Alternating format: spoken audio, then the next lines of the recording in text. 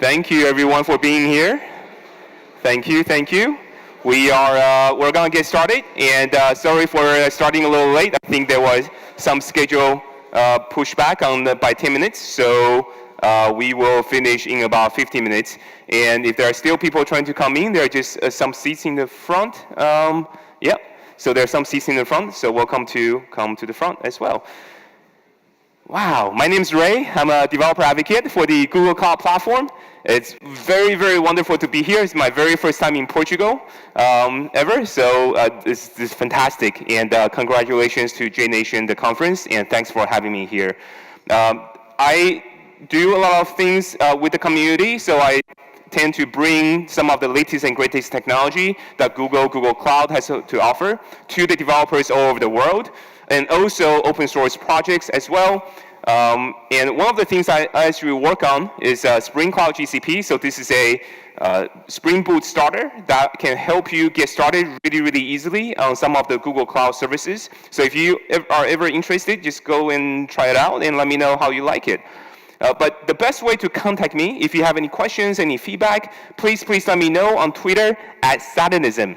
And all of the content, the slides and the code and all the examples, you can actually find it on my website at satanism.me. Okay? Now, I've been a Java developer for almost my entire career, and I've been in the industry for about 15 years now. And it's by far one of my favorite languages to use and for professional work. Aside from technology, I love to travel. So I like to travel all over the world. I like to take photos. And you can find some of my photos that I took on Flickr if you like to see my travels. And this one is special for me because this is a story about me walking in the desert for about 4 hours. Now, I don't have a lot of time to go through that, but if you have questions, if you like to learn, just let me know. Quick question, how many people here walk in the desert before? There's always a few, yeah. By yourself? By yourself? No, so, yeah, different, yeah. Walk on the beach. Walk on the beach? Yeah, yeah. It's not the same, they're just saying, it's not the same at all. It's pretty difficult. It feels like, it's really hot, you're sweating, and you're taking a step every single way, like the sand sinks a little bit, and then you kind of step forward, and you sink, and then you gotta pull yourself out. Anyways, it was 4 hours of treacherous journey. It felt like writing a J2EE application back in the days. But anyways, my job is to hopefully that you don't have to go to the desert yourself, and hopefully I can show you some of the things I learned along the ways, and then I can just take you on a helicopter and drop you to an oasis where it's beautiful, because that's where we all want to get to, right? So the thing I'm going to show today, well, is basically containers. How many people here use containers? Use containers? Yeah, okay, about a third of the room. How many people here are trying to learn about containers? Yeah, that's okay. So about the other third of the room. So the other third, well, hopefully you'll find container useful and you'll try it out as well. So so for example, if I were to write an application, a modern system today, right? Like this one, super modern. It's black and white, right? It's the best application I can ever write. It's the best looking one I can write because I'm not a front-end developer. It's just Bootstrap, JavaScript, Node, like a jQuery. But it does two things.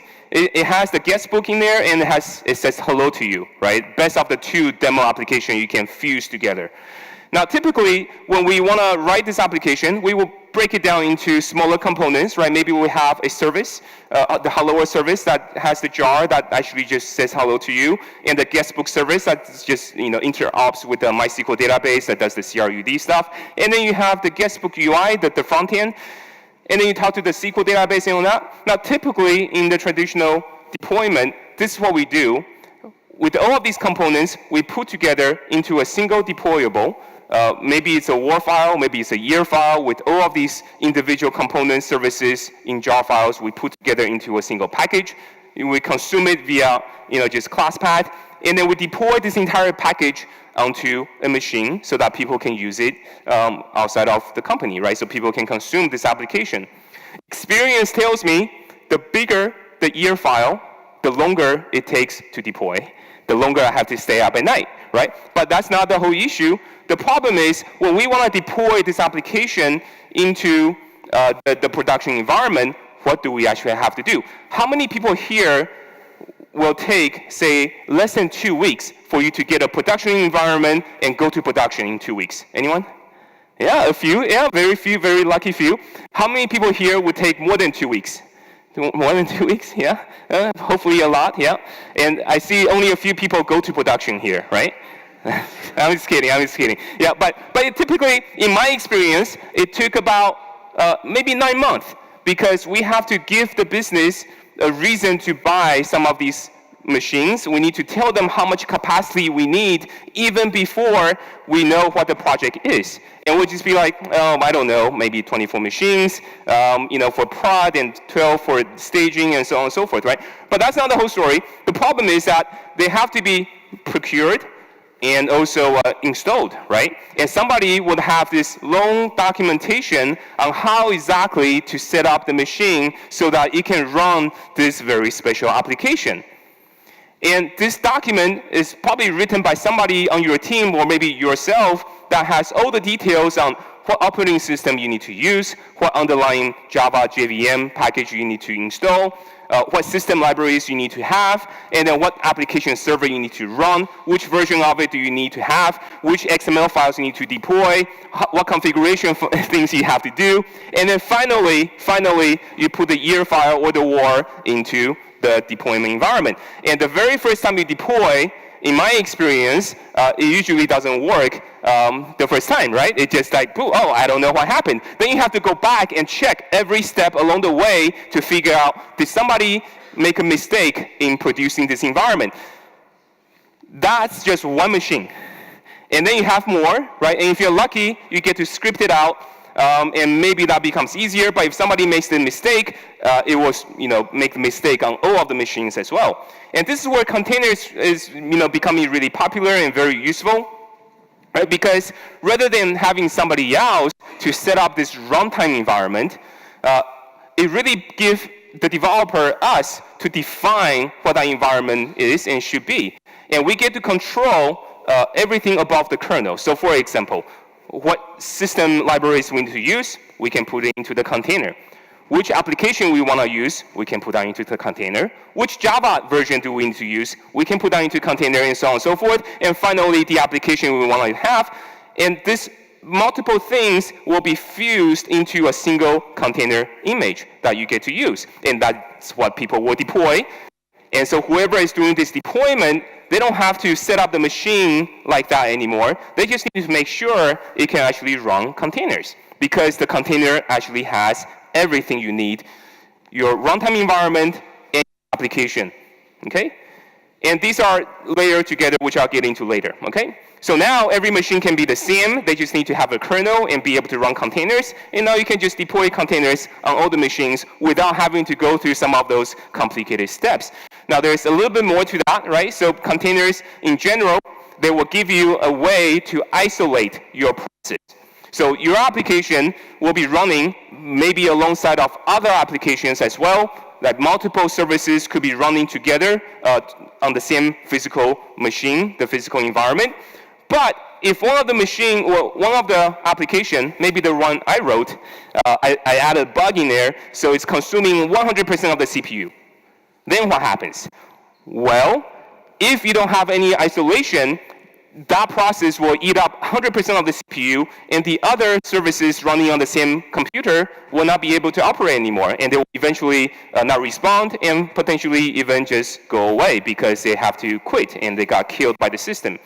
So with containerized systems, in most cases, you're going to be able to isolate how much CPU this particular service or this particular process can use and how much memory this particular process can use. So now you can protect your processes from eating too much memory or consuming too much CPU or even being affected by other things running on the same machine as well. So in essence, right, the containers give us the ability to build this beautiful static binary because it's really just a giant package that has everything that you need to run, right? So without further ado, let's go ahead and just deploy something very quickly, and I'm gonna build a container. How many people here deploy WAR files? WARs, okay. How many people here deploy jar files? Okay, about half and half. Okay, good. So I'm gonna just do jar because it's slightly easier for me. So today I have this groovy application that I wrote earlier. It's very simple, right? All it does is to say hello back to you, and then this is using a Spring and Spring Boot.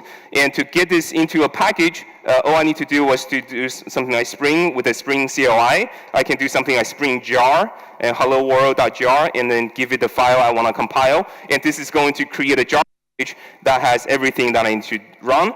And this jar package is about 20 megabytes right here. And I can just say Java, not run, Java jar, hello world.jar. And this should start this application for me. And I should be able to, once it started, I can say, curl HTTP localhost 8080, right? And then I can say hello Ray. And that's going to say hello back to me, right? It's very, very simple and straightforward. Let's just operate with this one application. Now, with this application, what do we need to do to make it into a container? Well, we all start with the Docker file. So I'm going to move this Docker file out. I'm going to create a new one, right? So rather than this jar file and say, go ahead and deploy it, follow these complicated instructions, this is what we're going to do, right? As a developer, we can use the Docker file to really create this runtime environment. So for example, we can start off somewhere. We have to start off from a base operating system image, for example. So for example, if you like to use Debian, Ubuntu, or anything else, you can just say, from Debian. That means everything from the Debian image that's somewhere stored on the internet, I'm going to pull that down, and that's going to have all the Debian utilities like apt-get and a few other basic things, right, in the shell. And then I can just go ahead and copy my hello world.jar right into my container image as well. So I'm going to say I want to copy my local file onto the remote file in my container, for example. And then I can specify how exactly I'm going to start this application. So for example, I'm going to say, all right, for this particular application, I will definitely use java-jar, and I'm going to say hello world.jar, and just like that. Okay? Now, of course, we don't have in Debian, like this base package, there is no Java installed. So we need to install Java, right? So for example, this is what I'm going to do. I'm going to say apt-get update, right, to download the latest package manifest. And I'm going to say apt-get install. And then I'm going to say yes, because when I build this container image, it is not interactive, so I have to say yes to all the baseline configurations, for example, and then I can say 8 and GRE, right? And that will help me to create this image. And let's give it a try. So I'm going to go ahead and say docker build. So this is the command I can use to build a new Docker image, right? So I say docker build -t. I need to give it a tag, and I'm going to say hello world. There we go, and dot. And hopefully I have internet here so I can build this Docker container. We will see how this works. There we go. Okay, so as you can see, right now the internet is actually quite slow. I'm gonna let it run for a few. But once this finishes, we were going to explore some of the issues here, right? Now, you might be saying, "Oh no, this is not good." But I tell you what, I am going to skip over to something here that's a little funny here. Okay, so I prepare for this moment. I prepare for this moment because I know some of the conferences I go to will have this issue. But I prepare for this moment my entire career at Google. Why? Because when I moved to New York to join Google, I was trying to find a cheap place to live, and so I found this place on Craigslist. Okay, it's about 18 square meters, I think. I think that's the square meters in terms of metric system, right? And this is exactly what it looks like. Okay. Now, it's very, very small. Okay. It does not look like anything I saw on Craigslist, but basically there's a door. It's very, very small, and then it's got enough room for a closet, which I was able to fit everything I brought to New York. And then I was able to. There was a mini fridge. Okay. But there's no kitchen. There's no kitchen. And then there's a bathroom right there. You can see the size of the bathroom is basically the size of the bed. And of course, the first thing I did to myself is to buy the biggest TV I can fit. So the 15-inch TV fits nicely across the entire wall. Okay. However, now here's the thing: that when I saw the Craigslist advertisement, right, it says free internet, it is free Wi-Fi. It was provided by the landlord who lives above me. So the problem with the Wi-Fi sync, though, is that it travels sideways, but not up and down. So for me to find the best Wi-Fi spot, it's actually right next to the bathroom. So that's impossible to work, right? So actually, I will show you a lot of the tips and tricks about using a slow internet in this context, right? So I'll get there in a second. But right now I have this all done, right? So I have my Docker Butte. I'm using Debian image. I'm using the update. I got on my install, and everything should run, right? So for example, I should be able to do hello world, and let me put it on the port 8080, right? And maybe I'm crossing my fingers. Maybe this would just work.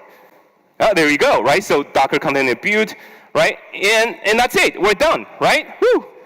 Yeah, thank you. Yeah, that's it. That's my talk. Yeah. No. All right, then we can all go home, go to production, everything's fine. Not exactly. So there are a lot of things that's actually not a good practice here. So I'm going to fix it. Number one, here with the Debian package, right? We're saying that we're using another container image called Debian, but what version of Debian are we actually using? Right? Somebody might say, well, rather than doing that, let's use OpenJDK. That's perfectly fine. But what version of OpenJDK are we using, right? So it's always important that whenever that you refer to an image, you refer to it with a tag that can hopefully uniquely identify the image as far as what's actually inside. Now, out of convenience, if we don't put in a tag, it's going to automatically assume the tag of latest. Now, there's a very, very big problem with using the latest tag, because the latest tag is something that you may have built maybe 2 weeks ago, and that will be the latest tag 2 weeks ago, right? That will be on your machine. Somebody else will build their container image on their computer, and they'll also call it the latest tag, but that's from yesterday. So physically, your latest and this other person's latest will not be the same. Similarly, if I'm consuming another image, downloading it from the internet in this case, it depends on when I actually downloaded it, right? So if I'm saying Debian latest, well, a year ago, it would have been Debian SID, or Debian something else. If I download it today, it will become Debian Stretch, for example. It depends on when I actually use this image. And if you don't actually actively pull down the latest version, the version on your computer will always be cached. So you could be using a container from a year ago, which you don't even know until you go and try to get the newest one, right? So it's always good to use a tag that specifies which version that you're actually trying to use. However, this is also dangerous in a way because this tag is overwritable. You can actually write and create another container that uses the same tag with the newer version of the content. So for example, if I use OpenJDK 8, just like that, you can say, oh, I specify the version of OpenJDK, but you only specify the major version of OpenJDK.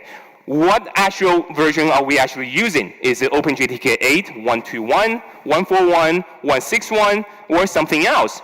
No idea, right? And it also depends on when you put it down. So never actually do that in production environment because it's very, very dangerous. You never know what you actually have installed. And you'll go back to the same issue as if somebody else installed the environment for you, right? So for example, here you can say, I want a specific version of OpenJDK.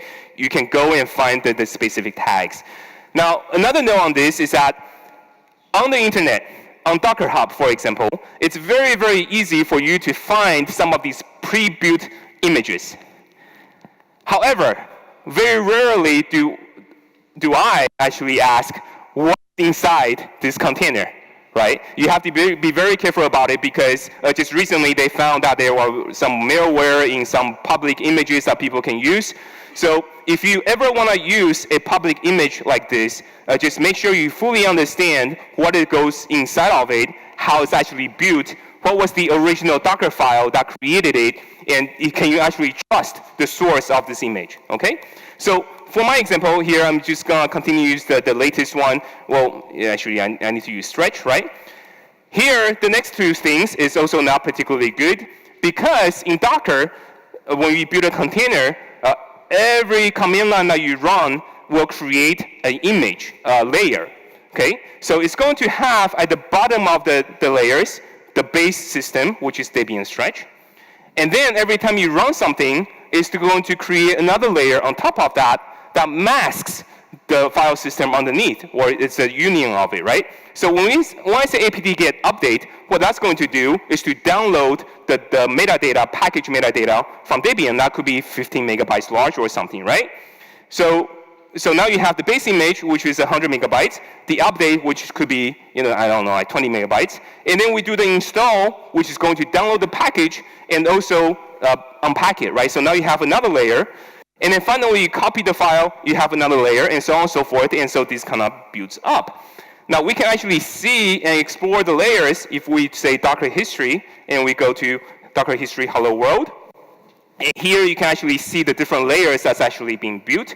So for example, here is the base image, 100 megabyte. This is actually the Docker file, the Debian base image itself. Let me see here. Here's the apt-get. That was 16 megabytes here, right?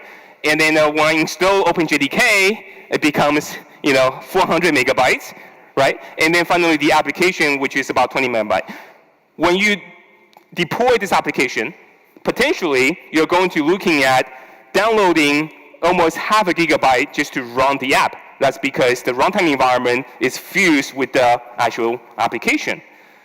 Don't worry though, if the layers are exactly the same, they're typically cached on the system. So for example, if you use Debian with a specific tag, right, that Debian image will be cached on the computer, so you don't have to re-download it over and over again. Okay, so that's very nice. So if you actually keep, some of these layers the same, then you don't actually have to redeploy them every single time.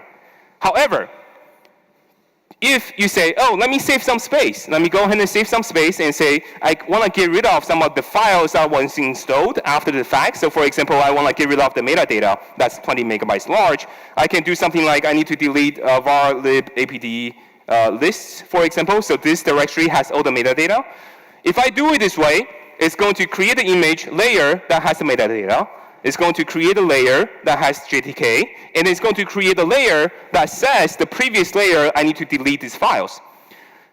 Effectively, we did not remove any space in the total image size because this layer right here would just be 0 bytes that has the instruction of, well, get rid of these files. But all the files are in fact still there.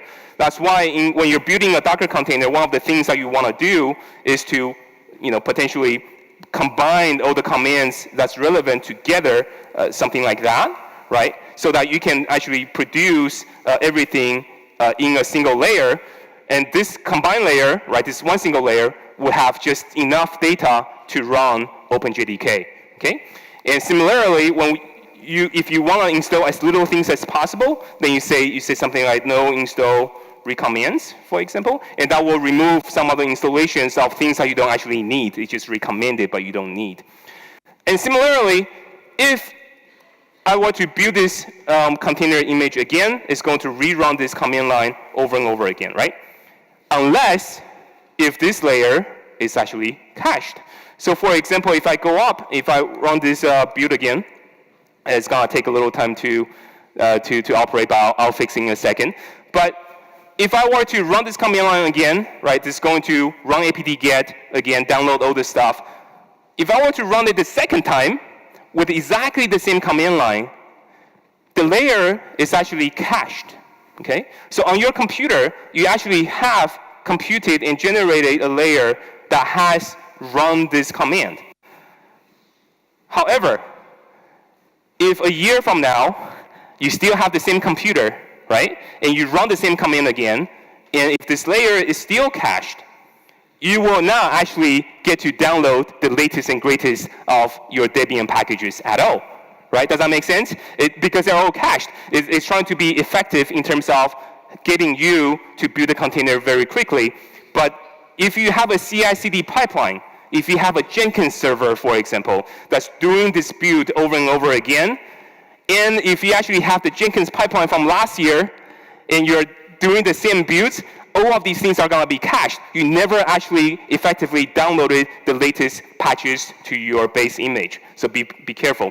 And so to fix that, one of the things, I made a mistake there, but one of the things that when you build on a CI/CD pipeline is to use the option no cache, right? Just say that do not use any of the cache layer, just do everything brand new, right? And similarly here, if I were to install OpenJDK, which version of OpenJDK is this? I have no idea, right? So it's also always good to ping the versions, and you can do that by doing something like a.1 dot something, right? So you can actually add the versions in your commands here. Now, if some people actually ask me, like, why do we in my demos? Why do I always keep the copy at the very end? Right? So if I keep the copy here for the jar file at the very end, why do I always do that? Well, that's because, again, if you think about the layers, everything above the layers, if they change, then the underlying layer have to be regenerated again, right? So if I were to do something here and say run echo hello, it's going to generate a new layer here that will then invalidate this command line because I did something earlier, right? So if you actually put the copy command on the top, every time you create a new jar file with a new version of the app, this layer cache will be invalidated, so this layer will have to be recreated, right? And because this layer is recreated, then all of the subsequent command line has to be executed again as well. So if you actually put something that's frequently changing on the top, you will always be rebuilding the container over and over again, and this will be a little bit more difficult if you are in fact just doing this for development. So one of the things that we should be doing is to put the most frequently changed things into hopefully the last part of the Docker file, so you don't have to regenerate the things over and over again. Okay?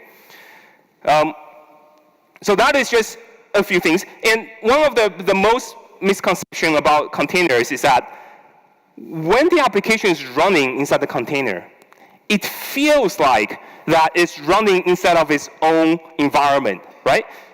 If you ever go into the container and you say, oh, let me browse around, when you look around the file system, you're going to see the container file system, whatever that you put into the container image. It feels like it's running its own VM, but it is not, right? It's not a virtual machine.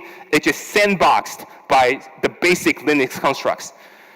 However, it also gives a false sense of security because we feel like it's running in its own environment, so we feel like it's secure, but it is not. Containers it is not a security boundary, okay? You gotta keep that in mind. What that means is, a lot of times when we go into production just like this, it's actually running as root, if you're not aware of this, right? This container image will actually run as root user. Your application will actually run as root user, and that is not actually secure. So you have to be careful. So to do that, you actually have to be specific about what user you want to use. So for example, I can do a run command here and say add user, my user, right? And then I need to switch over the user of my container to using this new user. That will be mapped to a physical user on the system. And then when you do the copy, this is where things get tricky. When you copy this file into the image, even though up here you say the user is my user, when you do the copy, this is still copying the file as root. So be careful. Now, some people might say, well, let me go ahead and do a chown, so I need to change the user here. So I'm going to change the user to my user on the app hello world .jar, right? If I do it this way, what do you think is going to happen? Well, if you follow the logic of layers, that's why layers are very important. If you follow the logic of layers, what this will do is to create another layer with exactly the same size as the jar file that only has the permission changed. So now you just double the size of your application, okay? So if this hello world is 20 megabytes, if you do a chown, you create another layer that's 20 megabytes. Now you have a total of 40 megabytes, and that's waste. Now in the recent version of Docker, what you can do is to say you can do a chown directly on the copy command, and I can say chown my user, and this will then make sure that whatever files I copy into the container has my user as the actual user. And now if I go into the container, I will only see that I am this particular user. Yeah, there we go. Now, one other thing that you saw me do is to say docker run, right? Docker run to run the container. -ti, because I need to be able to interact. I want to see the text console. -p, because I need to bind the port, okay? And then hello world, which is the image I just built. This is not the best way to run your containers. Why? Again, you have to remember the layer file system.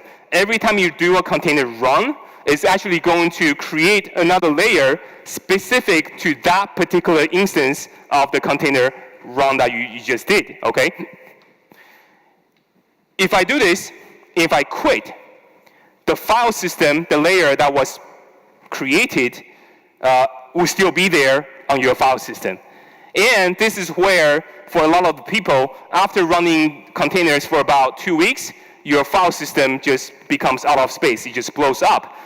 Partially because that every time you do the run and you quit like that, the container is actually still there, okay? The instance is still there. So for example, if I say docker ps, this is how I can actually see all the running containers. There's nothing there, because you killed it. However, if you do a ps-a, then you see all the container images or all the container instances that I actually have ran for weeks and weeks and weeks.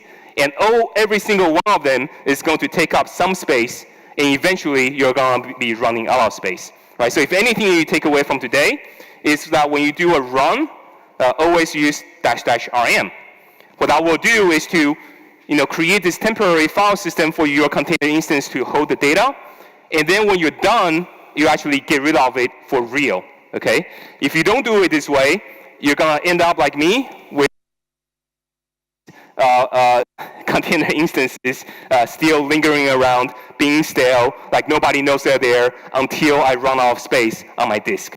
Now, there are really, really easy ways to get rid of it. So for example, you can do docker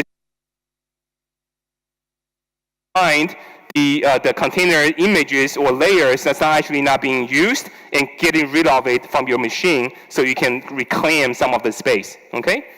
However, it's not very flexible because sometimes you do want some of the layers to be sticking around.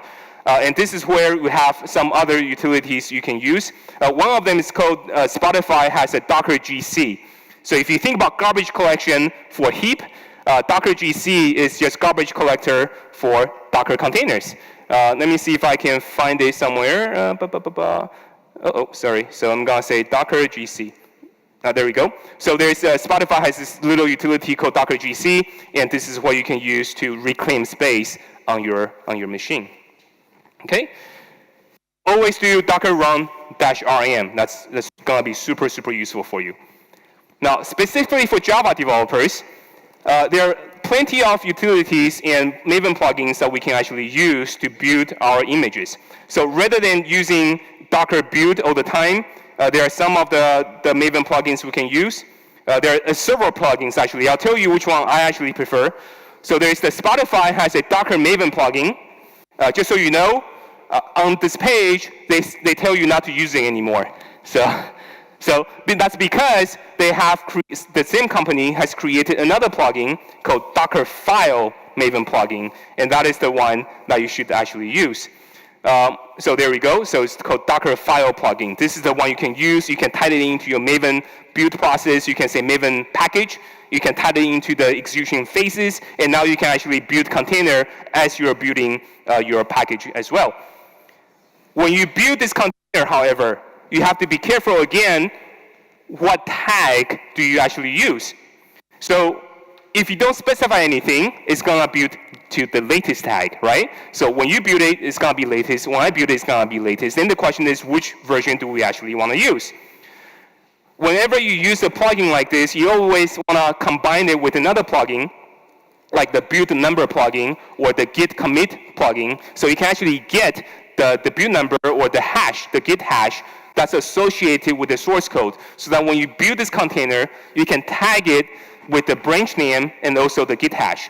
And then when you're ready to promote it, you tag your source code to a specific tag with the version, and you tag the container properly with the version.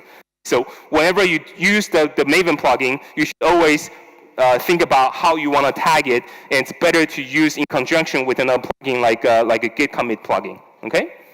Another plugin is Fabricate. This is another plugin that's fairly popular. So you can use the Fabricate plugin to just generate the container image without actually having to write a Docker file. This is actually really nice for Java developers as well. And for Google, we actually have a plugin as well. It's called Google Jib. I guess it stands for Java Image Builder. Okay. With this plugin, what we are able to do is to build very, very thin images. And we're taking some of the best practices in building containers, and we build this container that has no dependencies. It will just be very, very small, and also with the right users to run the Java application, and so on and so forth. Okay? One of the things that everybody run into when they go into production with containers is that they will, after about a week or two, they're going to see this error message that tells you that your process has been killed because it consumed too much memory. Now, of course, as Java developers, I guess we're used to it. But no matter how you figure this out, it's like, well, it doesn't make a lot of sense. So for example, in Docker, when you run the container, this is what you can do, right? So I'm going to do a Docker run with maybe with the -m, okay?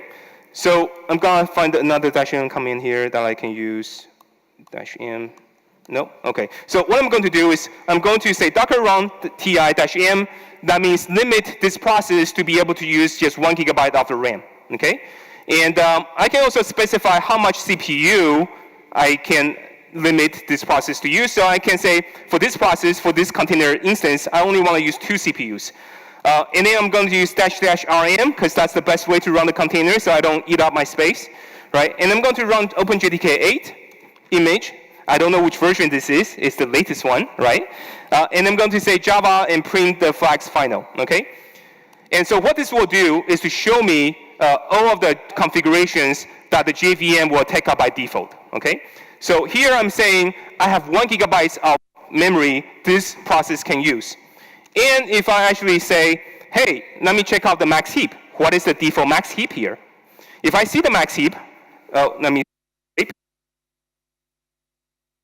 So if I actually see the max heap, that is the number right here. What is that number? How big is that, right? So I'm going to use my second favorite language, Perl. I'm going to say print, right? This one divided by 10 to the third, to the 3, so I can see how many gigabytes this is. Oh, and the code is wrong. Did I do something weird? So, well, since that failed, what I'm going to do is my second Stack Overflow. No, I'm going to say bytes in GB. There we go. Yeah, I'm going to use Google. So, oh, that's interesting. So even though I set the maximum process to be able to use 1 GB of memory, but my max heap just defaulted to 27 GB. And you know what the JVM will do. It will use up 27 GB very, very aggressively. And whenever that you surpass 1 GB threshold, because memory is not compressible, what that means is, if you use up 1 GB, it's not like we can just go ahead and compress it down to smaller memory size. So what will Docker or container system actually do? They just kill the process. So be very careful. And so, if anything, the second thing you take away, right? The first thing is you always run with --rm. The second thing is to basically always run with XMX. You always need to know how much heap your application should actually have. Now, if you set XMX, you cannot just set it to 1 GB. Why? Well, you may say, well, the process here says I can use maximum of 1 GB, so the heap can be 1 GB. But that's not going to work because the JVM also uses up native memory in addition to the heap, right? So there's the perm size and the thread and all that is always going to use up native memory in addition to the heap. So the heap size here, you have to actually calculate, you have to understand how much you actually need. As a rule of thumb, I like to use 50% at most. So in this case, I'll do like 500 megabyte for the heap. In newer Java versions, you can actually specify a experimental flag. So that's the thing that you have to unlock. If you do it this way, the JVM on the new version of the OpenJDK, it will actually figure out how much memory you assign to the container, and then subsequently automatically calculate the fraction of how much you can actually use, okay? So for example, if I do it this way with the experimental flag here, and if I look for a heap, this is going to give us a much, much smaller number. Oh, did I not see the heap here? Let me just make sure I see it. Oh, what happened? Oh, well, anyways. Wait, did I do something wrong here? No, I don't know. So it did not show me the heap, but if I look for it, oh, there we go. Yeah, grape heap. Yeah, there we go. I was graping something else. There we go. And if I go to max heap size, there it is. And now if I go and see the size bytes in GB, basically that's 260 megabytes instead, right? Now, how did it actually calculate this size? I said the container should have 1 GB. It defaulted to 256 megabytes, basically. And that is controlled by another flag called the fraction, okay? So there's another JVM flag you can use to specify how much of the memory you should be using. So in this case, it will default to a fraction of 4. What that means is you only use 1/4 of the memory as the heap size. Okay, so if you want more, you set it to 2, then it'll be just 1/2. Okay, but that's the most you can do apparently. Okay, the other thing that you have to be really careful about is the thread count. Now, I said that the CPU is 2, so I should be able to consume 2 CPU worth of power on my machine. However, if I actually go and see the thread count for the GC, let me see where's the GC thread count. Let me look for parallel as well. Parallel. If I actually look at the thread count that's defaulted for the GC, it's going to tell you that the GC thread count is 13. Again, it's a very similar problem. The JVM out of the box is going to see whatever is on the host, but not what you assign to the container. Okay? So in this case, you will be running 13 GC threads when you are only supposed to have only 2. So you should always set these values by default yourself explicitly. Now, the most problem I have seen, in addition to memory, is actually this. Sometimes we tend to specify the number of threads that we can actually use by getting the number of processors using runtime available processors, right? So this is what we actually do. We say, runtime get runtime, tell me how many processors are actually there, and based on this count, we determine how many threads we're going to start. Again, this is going to be problematic because, you guessed it, this in a lot of the JVM versions is not going to give you the right count. So for example, if I were to build this container, if I were to run it, if I do processors, run, CPU is equal to 2. If I run this processors container with runtime available processors, it's again going to tell me 16. So very, very easily, if you're not careful, if you just migrate an existing application over to container systems, it will either run out of memory, or it's going to use too much CPU, the whole system is going to crawl, and potentially you're going to have thrashing on your systems. Okay, so you might be just generating too many threads, your worker pools it just exceeds how many CPU you actually assign for the container to run. Okay. So 3 things, --rm, always be careful with that. Know how much memory you need to use, okay? And finally, know how much CPU you are actually getting. And it's probably better for now for you to specify all of these things explicitly. In the newer Java versions, specifically Java 10, they have fixed a lot of these things so that these commands or these API actually returns the right value, okay? But people here are using anything above Java 8.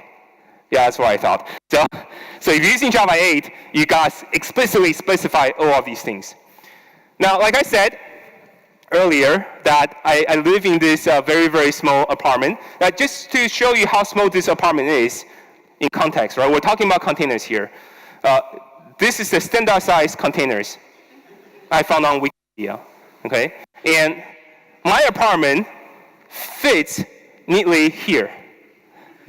So I literally live inside of a container, if you think about that. Yeah.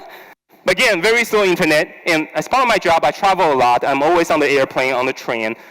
So I'm prepared to deal with this slow system. And one of the things I do is actually I run my container, my Docker, in another machine on the cloud, okay? So Docker is really just a server-client architecture. The Docker daemon is actually just a server that can run anywhere. And your client, this command line Docker client, can be configured to connect to any Docker machines. So I actually created the Docker machine on Google Cloud Platform directly, and every time I do a Docker command here, it connects to my server, okay? So I can actually download things very, very quickly. I can push my image very quickly because it's cloud to cloud. That's how I actually get around some of these issues. Now, if I want to build the application very easily and very quickly, what I do is usually I use a multistage Bute file, okay? So for example, if I say, if I go here, let me see if I can find one. No, not that one. Let me see if I can find a multistage Bute -2. That one? No, not that one. Sorry. I may have lost the file. Yeah, I definitely lost the file. So that is okay. I will just show you how that's done, right? So if I want to do a multistage Bute, if I'm using Maven, for example, oh, there we go. So this is a multistage, I found it, yes. Okay, so this is a multistage Bute file. What this is going to do is first copy my source code into a container that will only perform the function of Bute. So I copy into my special container here that has the command line. So I can copy the source, I can do the Bute, produce the war or the jar, okay? And then I specify a second stage, of this, which is to put this into the actual container I want to use. So the actual container I want to use is my Debian stretch. I'm doing all the practices in terms of and then I'm specifying my users. I copy the file. When I copy the file, I can actually copy it from the previous step. So every step can be named. So my first step is named as. When I copy, I can say copy from Bute, which is copying from the previous step, and copy the container and generating this whole thing in the end. So if I were to build this new container here, hello world dot, right? All this is going to do, hopefully, is to copy the source file, which is a single Groovy file, right? And you see how fast this went. It copied just about 16 kilobytes of data into the Docker daemon, build the WAR file, and then produce the final image. Okay, this is probably the easiest way to do this. And if you're, again, in a CI/CD pipeline, what you want to do is to do a no cache, right? Now, I can turn this down even more. I can do a dash compress. it's going to compress the data, or dash C, I think, and that's going to compress the data I send to the daemon as well. Last one I'm going to show you, this is really, really cool. I didn't think about this in the past, but because when you run the command line, you can actually take standard-in, STDIn input and pipe it to the actual container you're running, okay? And whatever you output from the container, you can also pipe it out because it's just STDInOut, okay? So as I was running this application remotely, if I need to copy files over to the container, it becomes a little bit difficult. Because on the local machine, you can just do a local volume mount. But because my machine is remote, the volume mount will be on the remote machine, but not on my own machine, right? So this is the last trick I'm going to show you, which is to use STDIn and STDInOut. So for example, I have here a nice picture of a cat, right? If I want to do something with this cat, I can pipe it into the container and do some work with this image and pipe it out. So essentially, I can cat the cat. So let me just finish this up. I can cat the cat, pipe it. I can pipe it into the standard-in of my container, and then I can pipe the output out from STDInOut. And so in this way, I can use a remote container very, very easily. And what this is going to do is to run a deep dream to do some machine learning stuff to convert this cat picture into hopefully something wonderful. I don't know what it's going to do. But I cat the cat into STDIn, and I'm catting the cat out from STDInOut. And hopefully I get the same cat. This is it's almost Schrödinger's cat, but I don't know. We'll see how that happens. So this is going to run a little bit because it's machine learning, so it takes time. So that's the last thing I want to share with you all, okay? So multistage Bute with the Bute compress is really help. And finally, if you ever run a Docker container in the production environment, please don't SSH into the machine and say docker run --rm and say, oh, I remember what Ray said, --rm. Not in production. In production, please always use some kind of orchestration tool like Kubernetes, so you can just deploy this across the entire cluster of machines. It will manage all the deployment for you very, very easily. Try this out, Google Kubernetes Engine, or many different cloud providers as well. But if you want to try, you can check it out, okay? So with that all said, here's the new cat, and there you go. Right, so I piped it into the container, I pipe it out, and there it is, without having to touch the file system. Thank you so much for your time. I really, really appreciate it, and thanks for being here. Cheers.